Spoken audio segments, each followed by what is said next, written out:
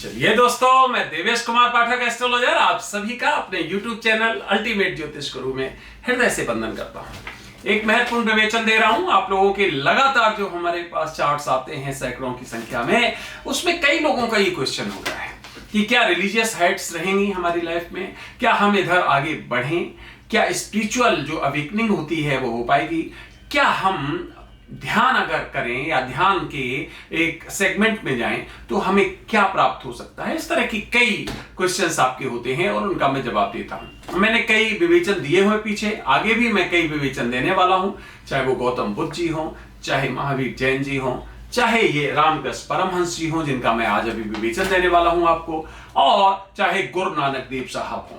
सबका विवेचन मैं धीरे धीरे बारी बारी कोशिश कर रहा हूं कि आपको दूं। आप अपने चार्ट से भी कर सकते हो टैली, और अगर एग्जैक्ट चाहते हो तो हमसे भी अपनी कुंडली का विश्लेषण करवा सकते हो, जिसमें कि कई तरह के जो संयोजन होते हैं, कॉम्बिनेशंस होते हैं, उनके आधार पर हम बता सकते हैं कि हाँ क्या आगे परिस्थितियां बनने वाली हैं।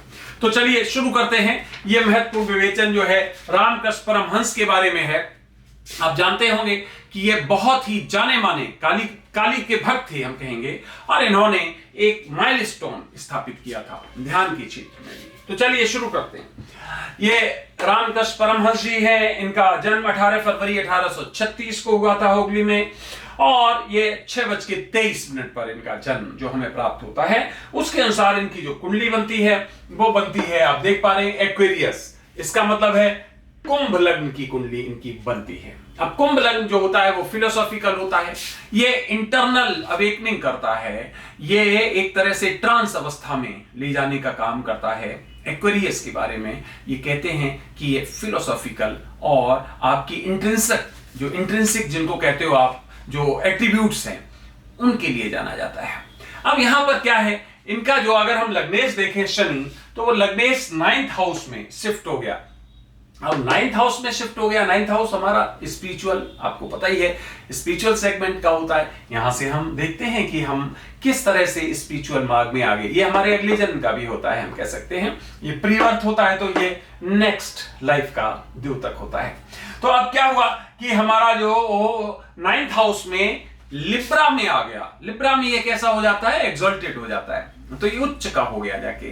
तो इसका मतलब है बहुत अच्छी परिस्थिति बनी। जब भी लग्नेश किसी भी ट्राइन में शिफ्ट होता है तो ये उससे संबंधित बहुत ही महत्वपूर्ण रिजल्ट्स देना शुरू कर देता है।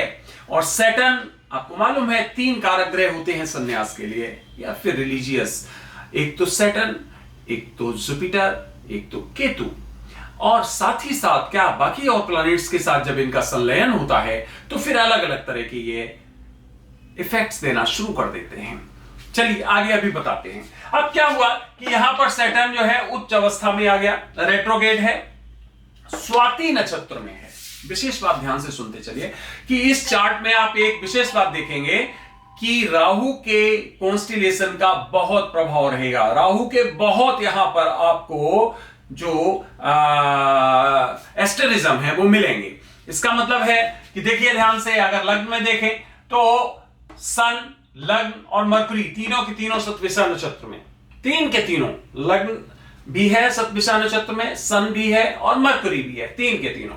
फिर हमने देखा कि अगर हम 5th हाउस में आ जाए तो आर्द्रा नक्षत्र है जिसमें जुपिटर है, वो भी रेट्रोगेट है। तो ये क्या देखा हमने, ये भी हमारा राहु के नक्षत्र में है। और फिर अगर हम सैटर्न को देखें तो ये स्वाति नक्षत्र में, ये भी रेट्रोगेट है, ये भी राहु का नक्षत्र हुआ। इसका मतलब राहु के जितने भी यहां पर एस्टेरिज्म हैं, नक्षत्र हैं, वो डोमिनेट कर रहे हैं। दूसरा सैटर्न बहुत डोमिनेट कर रहा है, क्योंकि अभी आपको बताया लग्नेश बना और 9th हाउस में उच्च का विराजमान हो गया।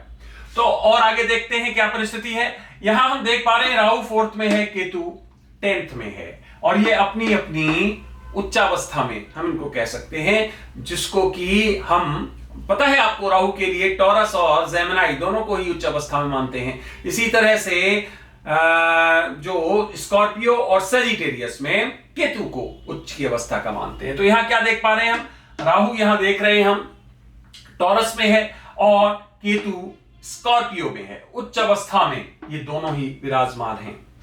अब और क्या क्या है उच्च अवस्था में? बहुत उच्च के ग्रह हैं इसमें। जब तक उच्च के नहीं होते हैं, मैं आपको पहले बता चुका हूं, बहुत मुश्किल होता है कुंडली को सपोर्ट मिलना किसी भी क्षेत्र में।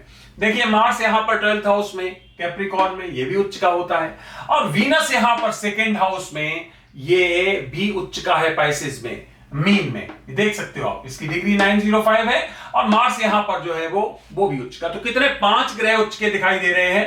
Venus, Mars, Saturn, Rahu, Ketu, और मून यहां पर सन और मरकरी के साथ है। तो मून मन का स्वामी, मरकरी इंटेलेक्ट का स्वामी, बुद्धि का, सन आत्मा का स्वामी, ये तीनों एक जगह पर बैठे हैं। तीनों का संबंध जो होता है वो फ्रेंडली होता है।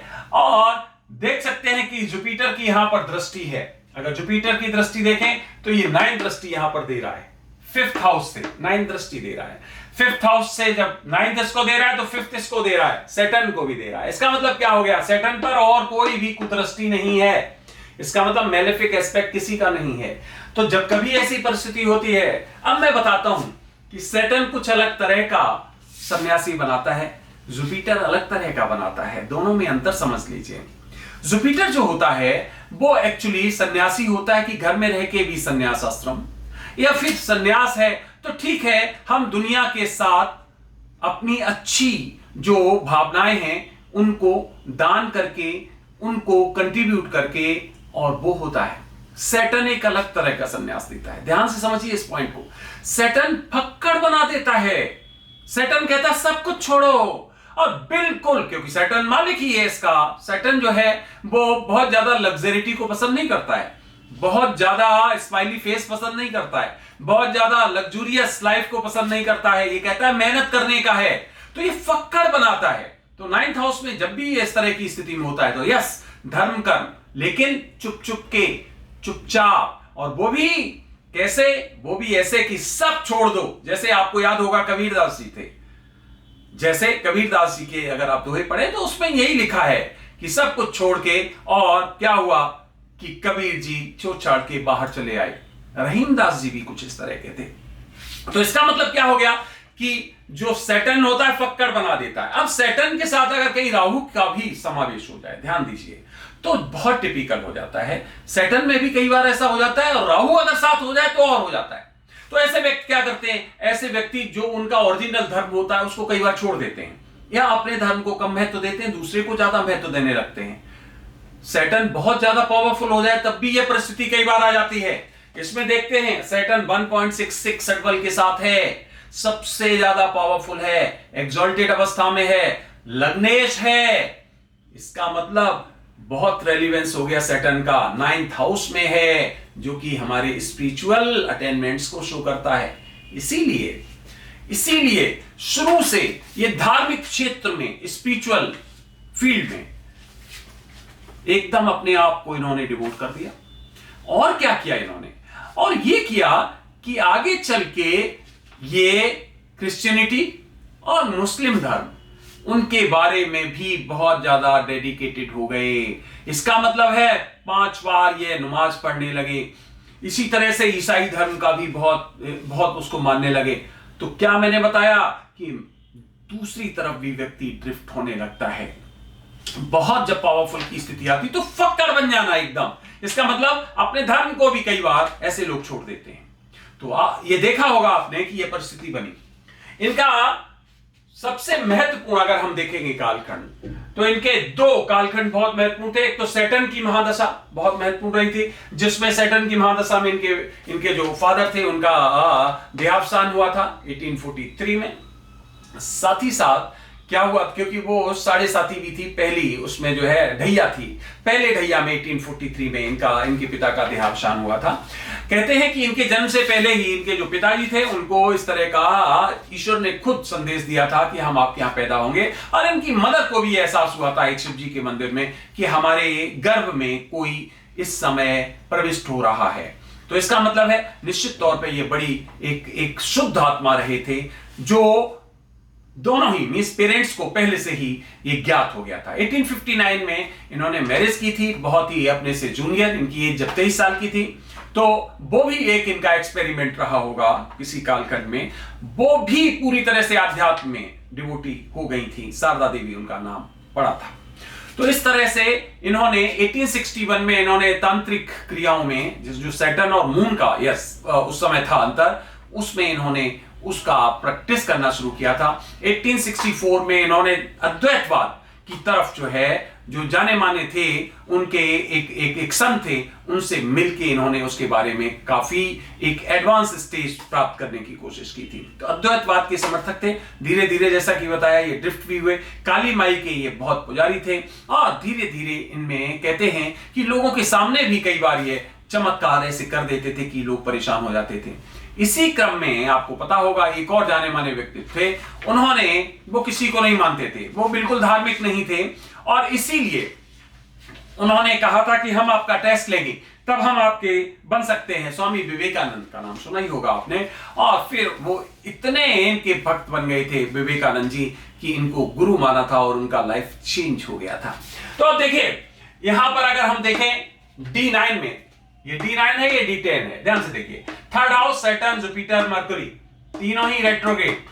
थर्ड हाउस पराक्रम का, करेज का, वर्क का, जो कि आपको एक इंस्टिंक्ट देता है, एक बल देता है कि किस तरह से आपको आगे बढ़ना है। तीनों ही रेट्रोग्रेड है, आप यहां पे देख सकते हो। शनि के साइन में विशेष बात, मैंने बोला शनि और राहु इसमें बहुत ही महत्वपूर्ण रोल अदा कर रहे हैं, शनि, राहु और जुपिटर। चलिए अब क्या हुआ, आगे हमने देखा कि यहां पर इनका राहु सेकंड हाउस में, जो कि फैमिली का हाउस होता है। तो आप देख सकते हैं कि फैमिली के साथ इनका एसोसिएशन डी एसोसिएशन में बदल गया था और ये अकेले इन्होंने जीवन एक तरह से एक साधना के लिए अपना पूरा का पूरा समर्पित कर दिया था। यहां देख रहे हो मार्स केतु, मार्स यहां नीच का हो गया, केतु के साथ है, तो स्ट्रॉन्ग परिस्थिति हो गई मार्स केतु का एसोसिएशन। 8th हाउस का होता है सीक्रेटिव। अगर आपको किसी का लाइफ देखना है, 8th हाउस बहुत ही गूढ़ होता है। ये आदमी को सबसे पहले एक तरह से क्या करता है, उसको इंस्पायर करता है, यहां से ज्ञान जो है निकलता है। ध्यान दीजिए 8th हाउस बहुत ही स्ट्रॉन्ग, 9th स्पिरिचुअल, 12th मुक्ति। इस तरह से ये पूरा का पूरा जो उसका प्रयास होता है वो यहां पर समाप्त होता है आके। तो आप समझ गए, यहां मार्स केतु D9 में है। और D10 को अगर हम देखें तो D10 में हम देख रहे हैं फिर एक बार 10th हाउस में वीनस और सैटर्न मौजूद है और सैटर्न यहां अपने ही साइन में है। और 9th हाउस में राहु है। राहु अभी बताया था कि राहु और सैटर्न 9th हाउस में अगर बहुत स्ट्रॉन्ग स्थिति में हो तो व्यक्ति को अपना धर्म बदलने के लिए भी मजबूर कर देते हैं, या धर्म नहीं भी बदलेगा तो वो जो एस्टेब्लिश्ड फैक्ट्स हैं उस धर्म के, वो जरूरी नहीं कि उनको माने। बहुत जबरदस्त बहस करता है, आर्गुमेंट करता है, वो कहता है नहीं हम तब तक नहीं मानेंगे जब तक हम सिद्ध नहीं कर लेंगे। तो आप देखिए जितने भी 9th हाउस में अगर इस तरह का एफ्लिक्शन होगा, वो लोग गुरुओं को नहीं मानते हैं, वो लोग धार्मिक आस्थाओं को बहुत कम मानते हैं, वो जितने भी आपके लिटरेचर इस मामले में हैं, मिथ हैं, या जितने भी आपको स्क्रिप्चर्स मिलेंगे उनको नहीं मानेंगे जब तक उनको एक्सपेरिमेंट पे नहीं ले लेंगे, उनका पूरी तरह से एक प्रैक्टिकल नहीं कर लेंगे। तो ऐसे लोगों में ये बहुत ही विशेष स्थिति होती है और उनको समझा पाना भी बहुत मुश्किल होता है, क्योंकि वो हर चीज में आर्गुमेंटेटिव होते हैं। ध्यान रखिए, अभी बताया था मैंने, थर्ड हाउस एक दूसरे के ऑपोजिट है और यहां देख रहे हो सैटर्न, जुपिटर और मार्स, तीन के तीनों ही रेट्रोग्रेड स्थिति में। अब ये जुपिटर की जो 5वीं, 7वीं और 9वीं जो एस्पेक्ट पड़ी, बहुत ही महत्वपूर्ण। जुपिटर ने क्या किया कि ये सन, मरकरी और मून थे, इन तीनों लग्न में हैं, इन तीनों को एनलाइटन किया। मन साथ ही साथ इंटेलेक्ट, साथ ही साथ आत्मा, इनको। और चूंकि देख सकते हो ये जो एक्वेरियस है फिक्स साइन है, फिक्स साइन है, तो इसका मतलब क्या है, केंद्र में सभी फिक्स्ड होंगे। इसका मतलब है कि फिक्स साइन में ये परिस्थिति बनी तो और ज्यादा स्ट्रांग हो गई। इस तरह से इन्होंने बहुत ही महत्वपूर्ण, आप देख सकते हो इनके जितने भी प्लैनेट्स हैं वो 1, 5, 9 या 4, 8, 12 में मौजूद हैं। 12 में उच्च का मार्स है, यहां पर राहु 4th में है, यहां जुपिटर, यहां सैटर्न उच्च का है। इसका मतलब 1, 5, 9 और 4, 8 और 12। बाकी बचे वीनस, तो वीनस और केतु को देख लो, दोनों ही उच्च के हैं। इसका मतलब सभी प्लैनेट अपनी अपनी जगह पे बहुत स्ट्रॉन्ग स्थिति में, 5 प्लैनेट स्ट्रॉन्ग होना बहुत बड़ी बात होती है। ऐसे वैसे व्यक्ति जो है बहुत हाइट्स नहीं ले लेते हैं कि उनके अगर चार्ट में कुछ भी ना हो और बहुत ज्यादा प्रसिद्ध हो जाए, बहुत मुश्किल होता है। तो अब आप समझ गए होंगे कि लग्न इनका जो है सन, मरकरी और मून से बना, जुपिटर की एस्पेक्ट मिली, सैटर्न भी यहां एफ्लिक्टेड नहीं है किसी से भी, बल्कि यहां जुपिटर की यहां पर दृष्टि आ रही है, तो ये और अच्छी परिस्थिति बन गई। अभी जैसा कि बताया कि सैटर्न भी हमें मुक्ति देता है, सैटर्न भी हमें एक तरह से स्पिरिचुअल मार्ग पर ले जाता है, लेकिन अलग तरह से। जुपिटर अलग तरह से ले जाता है। तो इस तरह से अब जैसे आपने देखा होगा तांत्रिक, जैसे आपने देखा होगा क्रियाएं करने वाले बहुत जबरदस्त, ध्यान रखिए उसमें सैटर्न राहु इनका संयुक्त रोल होता है। जैसे अभी मैंने बताया था कि धर्म भी चेंज कर सकते हैं, वैसे ही समझ लीजिए सैटर्न, केतु, राहु इनका जरूर उसमें संबंध हो जाता है। तो फक्कड़ के साथ साथ ये सब कुछ छोड़ दिया दुनिया के लिए, और साथ साथ इस तरह के आयाम भी करना जो तंत्र मंत्र या बहुत विशद परिस्थितियां पैदा कर सकते हैं, तो वो भी आपको यहां से ही मिलते हैं। जुपिटर जिसमें स्ट्रांग होगा, जुपिटर की अगर एस्पेक्ट होगी या जुपिटर खुद बहुत ज्यादा वहीं पे प्लेस्ड होगा, तो इस तरह की परिस्थितियों में व्यक्ति कम फंसेगा। ध्यान रखिए, कभी भी किसी भी चार्ट में देख लीजिए, अगर जुपिटर बहुत स्ट्रांग होगा तो वो सात्विक विधि से करेगा, और उसका जो स्पिरिचुअल अटेनमेंट्स लेने का तरीका अलग होगा। और जब सैटर्न और राहु लीड कर रहे होंगे तो अटेनमेंट्स जो स्पिरिचुअल हैं उनको लेने का तरीका अलग होगा। वो व्यक्ति शक्तियां चाहेगा, चाहे कुछ भी करना पड़े, तंत्र करना पड़े या कुछ बड़ी सिद्धियां कैसे भी करनी पड़े, कैसी भी उसमें गंदी प्रैक्टिसेस अडॉप्ट करनी पड़े। आपने देखा होगा तांत्रिक लोग कई तरह की गंदी, जिसमें आपका शव का मांस खाना है या आप जानते हो कई तरह, तो वो तभी पैदा होता है जब राहु और सैटर्न का किसी तरह से संगम हो जाता है। तो यहां पर आपने देखा कि ये 9th हाउस में सैटर्न है, और चूंकि सैटर्न आप समझते हो यहां पे सैटर्न है, यहां पर राहु है, देवी के लिए इनको जाना जाता है, दुर्गा देवी या जो 9 देवियां हैं उन परिस्थितियों में उनके लिए मानते हैं इनको, और इसीलिए ये काली माई के जबरदस्त समर्थक बने, उनके पुजारी बने। इनके जब भाई की मृत्यु हो गई तो फिर इन्होंने काली माई के मंदिर में कुछ दिनों तक वहां पर मेहनत का काम, या कह सकते हो वहां पर जो रहते हैं पंडित लोग, उनका काम भी किया था। तो कुल मिला के इन्होंने एक ऐसा लोगों को बताया, कहते हैं कि सामने काली माई इनको कई बार लोगों को ये बताते थे, और इनको काली माई के दर्शन लगातार होते रहते थे। इन्होंने कई तरह से उसको पोर्ट्रे किया था जगह जगह पर। तो इसका मतलब है रामकृष्ण परमहंस के बारे में आप समझ गए कि चार्ट इनका कितना स्ट्रांग है। मैंने बताया कि राहु के जो कॉन्स्टिलेशन है, उसके जो नक्षत्र हैं वो बहुत डोमिनेट कर रहे हैं, फिर सैटर्न डोमिनेट कर रहा है, फिर हमने कहा कि जुपिटर की एस्पेक्ट बहुत सही है, फिर मैंने कहा कि सन, मरकरी, मून तीनों के तीनों कहां हैं, लग्न में। इसका मतलब पूरी की पूरी पर्सनैलिटी को वैसा बना दिया, जुपिटर की दृष्टि वहां पर गई और ज्यादा महत्वपूर्ण बना दिया। फिर हमने बताया कि ज्यादातर इनके जो है वो 1, 5, 9 और 4, 8, 12 में है, और जो बचे 10 और सेकंड उसमें उच्च के हैं दोनों, वीनस और जिसको आप कहते हो केतु। फिर हम आगे जब देखते हैं वीनस यहां नीच का हो जाता है आके, इसका मतलब क्या हो गया कि परिवार या फिर इस तरह के जो मेटेरियलिस्टिक चीजें होती हैं उससे मन भटक जाना, उसमें मन बहुत ज्यादा नहीं लगा। और आपको पता होगा ऐसी आगे परिस्थिति आई, वीनस यहां पर नीच का हो जाता है आके। मार्स भी नीच का हो जाता है 8th हाउस में, मार्स और केतु। क्यों, क्या कारण हुआ, बताया था अभी आपको कि किसी और तरफ ड्रिफ्ट हो जाना, किसी और तरफ। ये कोई रोग भी ऐसा बताता है, रोग तो ये भी बताता है जहां बताया राहु के, जो कि सीक्रेटिव है, किसी ऐसा रोग जो आइडेंटिफाई नहीं किया जाता है जनरली, बाद में आइडेंटिफाई कर पाया जाता है या बिल्कुल नहीं कर पाया जाता है। इसीलिए 1885 में इनको कैंसर हुआ था थ्रॉट में, इसका मतलब है गले में, और फिर 1886 में इनकी मृत्यु हो गई थी। अब थ्रॉट में हुआ था तो आप देख सकते हो इसका 12 यहां पर, इसका मतलब है पाइसेस, इसका जो लॉर्ड बनता है जुपिटर। तो इनका जो मृत्यु हुआ था वो केतु की महादशा में हुआ था, केतु की महादशा में हुआ था। और केतु के बारे में हमने आपको बताया 1, 2, 3, 4, 5, 5वीं दृष्टि भी है इसकी, और साथ ही साथ चूंकि जुपिटर देख सकते हो आप, जुपिटर यहां का मालिक है, और जुपिटर का इनका उस समय जो है, मैं आपको 1886 का बता देता हूं। 1886 में केतु की महादशा में ये हुआ था, जो कि सेकेंड हाउस से अपना संबंध बना रहा था। तो इस तरह से आप समझ गए होंगे पूरा का पूरा इनका चार्ट, क्यों ये इतने महान स्पिरिचुअल पर्सनैलिटी बने, बता दिया। 5-5 आपको 1, 2 and 3, 5, इसका मतलब राहु के 5-5 नक्षत्र इसमें इन्वॉल्व हैं। राहु बहुत स्ट्रांगली यहां पर इन्वॉल्व है, सैटर्न उच्च का होके इन्वॉल्व है, जुपिटर की एस्पेक्ट्स बहुत इंपॉर्टेंट, लग्न में सन मरकरी मून बहुत इंपॉर्टेंट, यहां पर वीनस सेकेंड हाउस में। ये वीनस के कारण भी आप जानते ही होंगे कि महिलाओं के लिए ज्यादा अगर वीनस बहुत स्ट्रांग है तो अटैचमेंट होता है, इंक्लिनेशन होता है। देवी के लिए इनका इंक्लिनेशन बहुत जबरदस्त हुआ।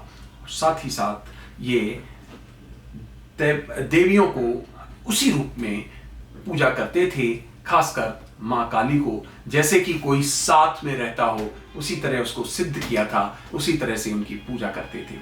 तो फ्रेंड्स, आप समझ गए कि जब तक चार्ट में आपके कुछ ऐसा नहीं होगा तो उपलब्धियां आसानी से नहीं मिल पाती हैं। मुझे लगता है आपने ये तीनों देख लिए होंगे पूरी तरह से कि ये चार्ट में परिस्थितियां बन रही थी, इसलिए रामकृष्ण परमहंस जी इतने बड़े धार्मिक व्यक्तित्व बन सके।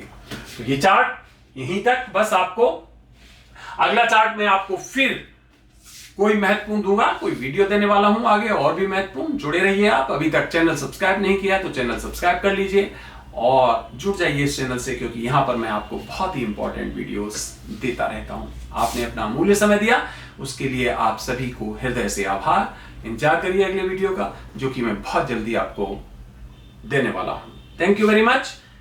नमस्कार। ओम नमः शिवाय।